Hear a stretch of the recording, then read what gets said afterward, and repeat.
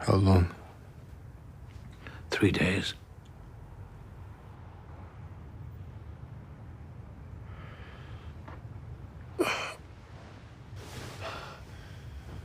I'm on Earth. And you're on Earth. I was not convinced that you would survive the journey to Asgard. Where's Jane? She's resting. She is quite exceptional. I thought you'd been blinded by passion. But in truth, you were the only one who could see, and you did what needed to be done. Loki.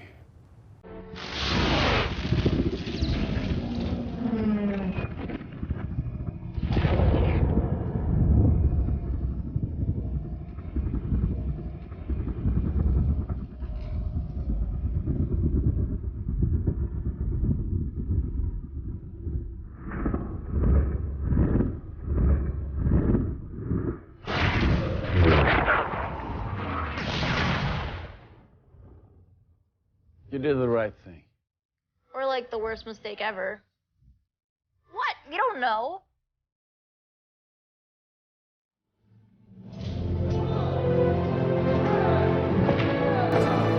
All right, let's see.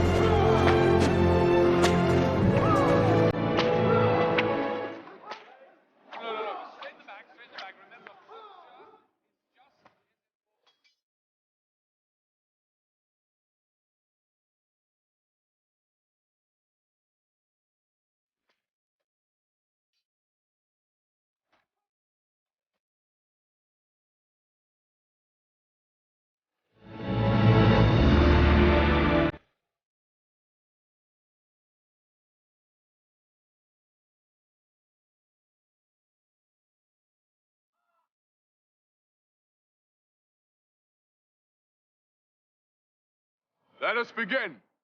Welcome back, everyone. It's Charlie. This is going to be my new Avengers Infinity Saga deleted scene with Thor becoming King Thor. This is at least the third time, maybe fourth time, that we've seen him been named king in the Marvel Cinematic Universe. They keep trying to name him king, but something always goes wrong. So we'll break it down. There's a completely alternate ending that we'll break down. And there's a lot of this scene that I just cut down for the purposes of this video that I think that they'll bring back around for Thor 4 Love and Thunder. So I'll explain the stuff that they cut out that I think that they'll bring back. We're doing the big Infinity Saga box set giveaway with all the Blu-rays for all the movies. That's where this scene came from. All you have to do to enter is be a subscriber and leave your favorite Thor deleted scene on the video. We'll just break this down top 8 style, starting with number 8. So Thor wakes up recovering from the battle at the sight of Odin watching over him in a more dignified earthly form. Remember the other deleted scene with him in the alleyway where he named Thor King Thor and gave him the Odin Force? So in this version of the scene, Odin is still wearing his armor. It's just that he, Thor, Loki, all the Asgardians that come to planet Earth on a regular basis lay enchantments, just basic enchantments on their armor and their weapons to disguise them so that they blend in with all the other regular people. Taika really took that joke and ran with it during Thor Ragnarok, like especially Thor with the version of his hammer that was the umbrella. Like, don't forget your hammer, as he calls it to himself, just saying sorry as it crashes through every room in the sanctum. But he's basically sitting here telling Thor that I didn't think that you would survive the journey through the Bifrost because your wounds were so bad, so we just wanted you to heal for a couple days. Number 7, Odin tells Thor he'd make a very good king, speaks very highly of Jane Foster, is basically telling him he's passing the title because the test of the early Thor movies was Thor really wanting to be king, or at least thinking that he wanted to be king, and Odin thinking he wasn't ready yet. This is the point where Odin is like, you're definitely ready, I'm going to retire, you become king, take the mantle.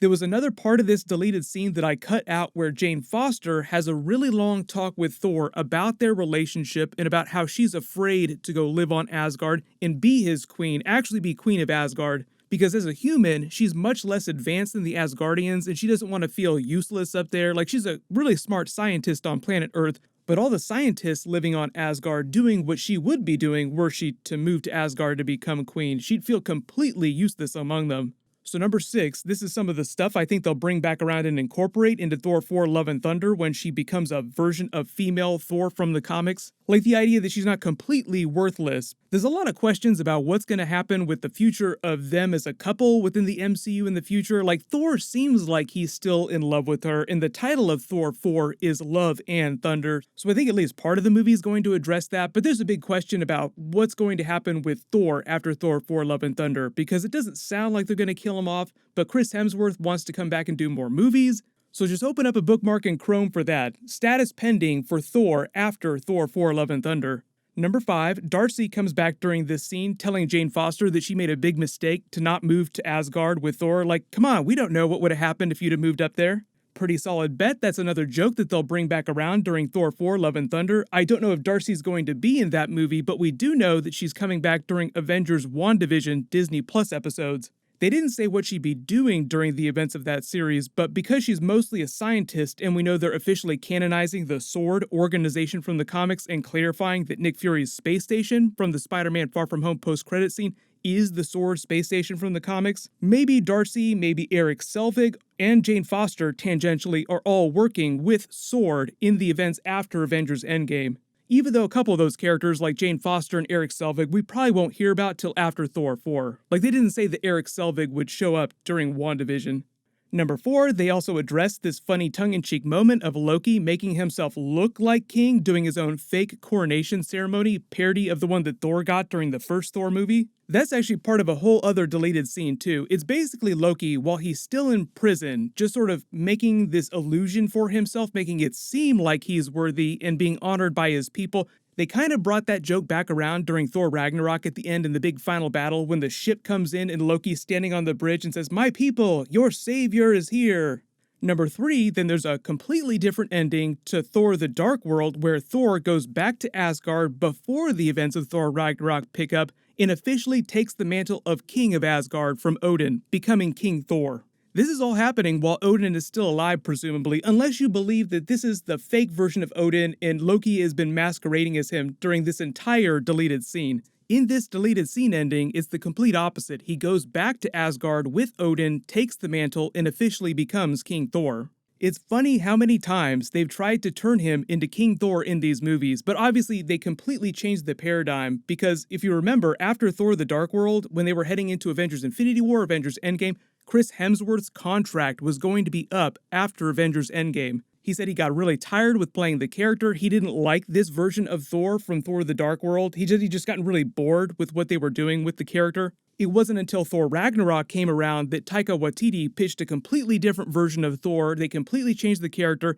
and Kevin Feige even said that Thor Ragnarok was kind of like the beginning of a new trilogy of Thor movies, even though I don't know that they're going to do Thor 5 or anything like that. Chris Hemsworth is saying that he wants to do more Thor, but I think when they say more Thor, it'll be him coming back during future huge crossover movies, future Avengers movies like Avengers 5. Number 2, there's still a lot of questions about how Taika is going to handle the story of Thor 4 Love and Thunder because a lot of these characters and things will come back around. Like I said, bringing some of the deleted scene moments into Thor 4 Love and Thunder and addressing it during that movie. Thor's still traveling around with the Guardians of the Galaxy as Guardians of the Galaxy style, probably using Star-Lord's Bowflex to lose all that weight. He's still worthy of the hammer, so if they're going to do the story of female Thor, there's still the question of which hammer she uses, because Hela smashed the hammer during Thor Ragnarok, and Thor technically is still worthy because we saw him wielding his hammer from Thor the Dark World during Avengers Endgame.